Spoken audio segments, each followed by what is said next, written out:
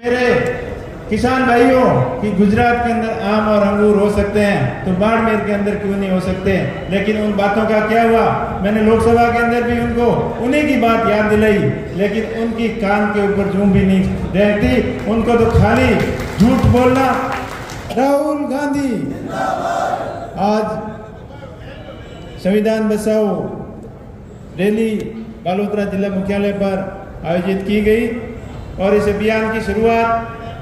पिछले 28 अप्रैल को कांग्रेस के राष्ट्रीय अध्यक्ष मल्लिकार्जुन जी खड़गे द्वारा जयपुर से इसकी शुरुआत की गई और अध्यक्ष साहब का ये संदेश था कि प्रत्येक जिला मुख्यालय पर संविधान बचाओ रैली का आयोजन किया जाए और उसी के तहत आज भव्य रैली का आयोजन किया गया। मंच पर विराजमान हम सबके आदरणीय पूर्व कैबिनेट मंत्री आदरणीय हेमाराम जी, पूर्व मंत्री एमपी के प्रदेश अध्यक्ष प्रदेश प्रभारी हरीश जी चौधरी साहब, कर्नल सोनाराम जी, कृष्णाराम जी, मोहन जी डागर और समस्त मंच पर विराजमान बाड़मेर के समस्त नेतागण और सामने विराजमान पूरे बाड़मेर बालोतरा जिले के दूर दराज इलाकों से आए हुए समस्त कांग्रेस पार्टी के नेतागण, मातृशक्ति एवं युवा साथियों, आप सभी का बहुत बहुत आभार। जैसे कि पूर्व वक्ताओं ने इस रैली के बारे में विस्तृत जानकारी दी गई, मैं ज़्यादा आपका समय नहीं लूँगा क्योंकि काफ़ी समय से आप यहाँ बैठे हो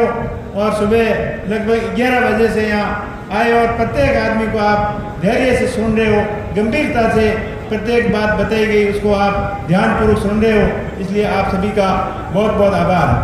भारतीय राष्ट्रीय कांग्रेस जो 1918 के अंदर अंग्रेजों के शासन के खिलाफ किसानों के ऊपर जो अत्याचार किए जा रहे थे, किसानों के ऊपर जो कर लगाए जा रहे थे, उनके खिलाफ आंदोलन की शुरुआत की और 1928 में सरदार वल्लभ भाई पटेल द्वारा लगान वसूली के खिलाफ बारदोली सत्याग्रह का नेतृत्व किया और उन्हीं से उनको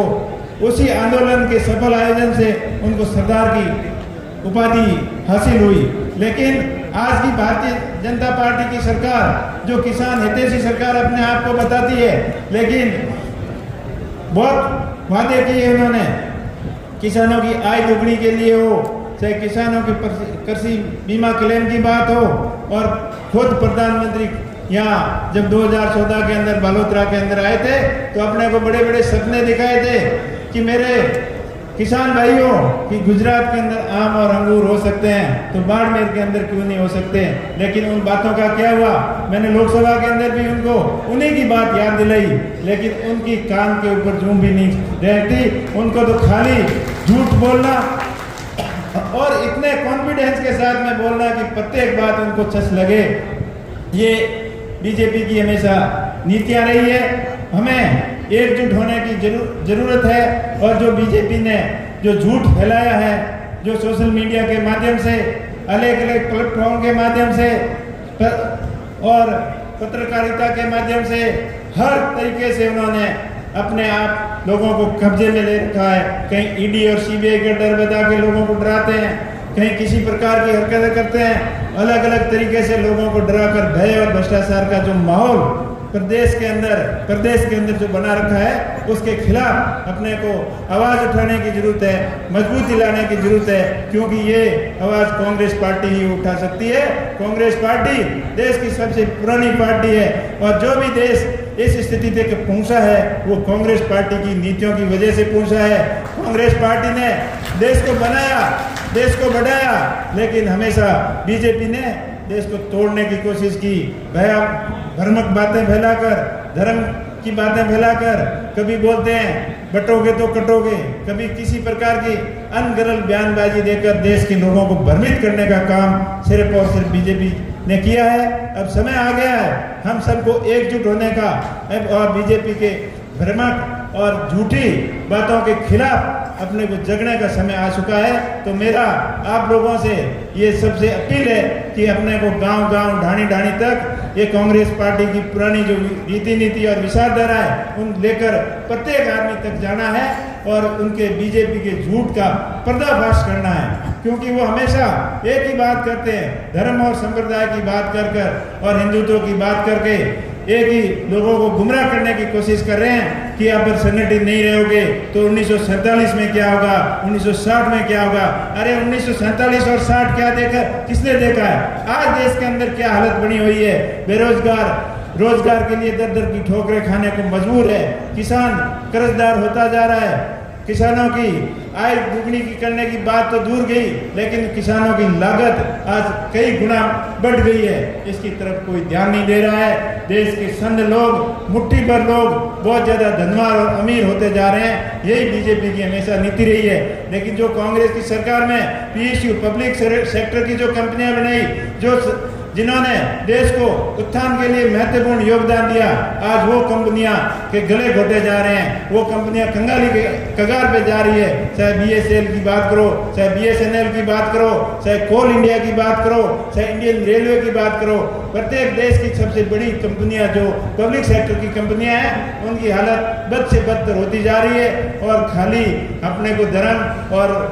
इसके संप्रदाय के नाम पर लोगों को बांटने का काम किया जा रहा है। हमें जरूरत है सचेत होने की, हमें जरूरत है जागने की और कांग्रेस पार्टी की रीति नीति और विचारधारा जन जन तक पहुंचाने की। कांग्रेस पार्टी वो पार्टी है जो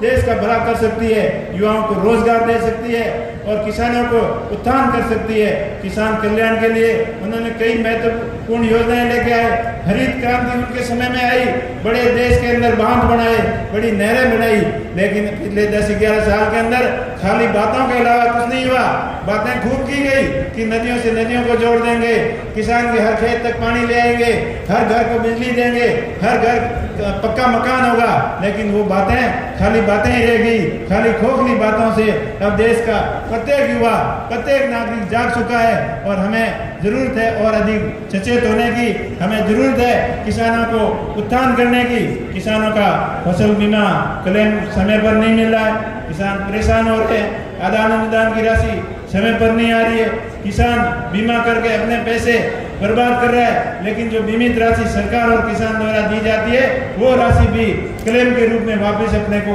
नहीं मिलती। ये सारी बहुत सारी अब समस्याएं गिनाएं तो बहुत सारी समस्याएं, क्योंकि अभी मोहन जी ने, कृष्णाराम जी ने, पूर्व वक्ता ने बहुत सारी आपने बातें बताई, मैं उन सभी बातों को दोहराना नहीं चाहूँगा। मैं आपको इतना ही कहूँगा, हमें संगठित होने की जरूरत है। और दूसरी बात जो इम्पोर्टेंट बात है, जातिगत जनगणना की, जो इसी सदन के अंदर राहुल